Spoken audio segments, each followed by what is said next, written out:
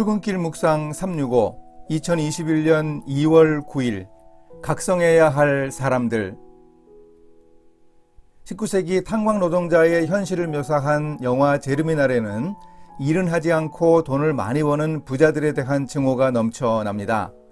그래서 부자들의 식탐과 방탕, 불륜과 같은 탐욕적인 모습을 다각도로 반복해서 묘사합니다. 그에 반해 못 가진 자들인 탄광 노동자들은 생존을 위해서 분투하다가 파업을 합니다. 그러나 만일 못 가진 자들이 돈을 손에 넣을 때 균등한 분배와 사회 정의가 이루어질까요?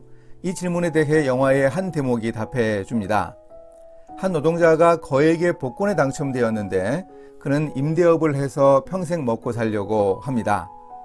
그러니 못 가진 자들도 부자가 되어 호의호식하려는 욕망을 가진 것은 부자들과 다르지 않다는 뜻입니다.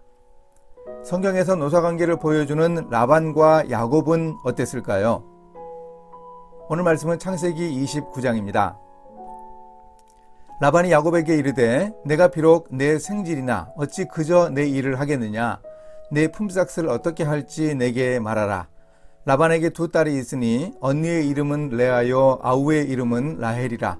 레아는 시력이 약하고 라헬은 곱고 아리따우니 야곱이 라헬을 더 사랑함으로 대답하되 내가 외삼촌의 작은 딸 라헬을 위하여 외삼촌에게 7년을 섬기리이다. 라반이 이르되 그를 내게 주는 것이 타인에게 주는 것보다 나으니 나와 함께 있으라. 야곱이 라헬을 위하여 7년 동안 라반을 섬겼으나 그를 사랑하는 까닭에 7년을 며칠같이 여겼더라. 창세기 29장 15절에서 20절.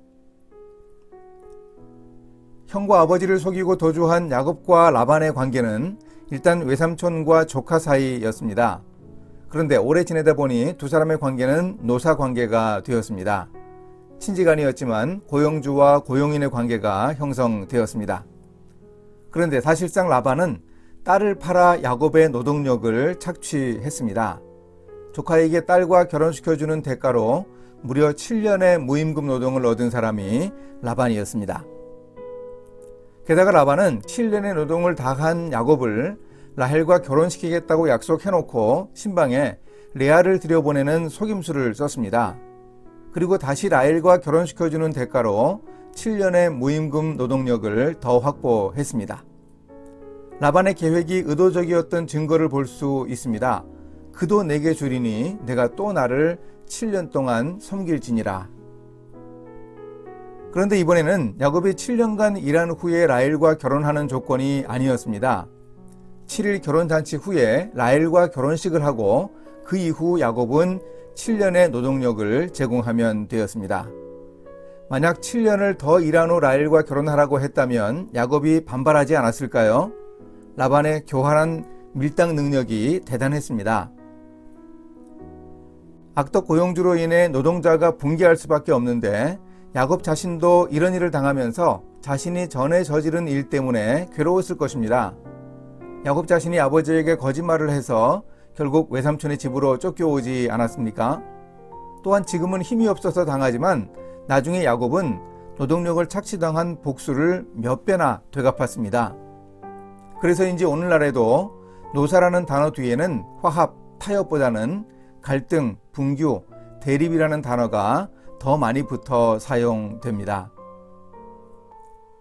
이제 이렇게 실천하겠습니다. 저 자신을 돌아봅니다. 바람직하고 진지한 자세로 노 혹은 사의 입장을 견지하고 있는지 확인해 봅니다. 시스템보다는 탐욕의 문제가 큽니다. 어쩌면 라반은 두 차례나 그것도 조카를 그렇게도 무자비하게 속였는지요. 야곱도 그냥 당하고만 있지는 않으니 이 갈등이 끝이 없어 보입니다. 갈등의 상황에서 먼저 상대방의 입장을 생각하겠습니다. 함께 기도하십니다.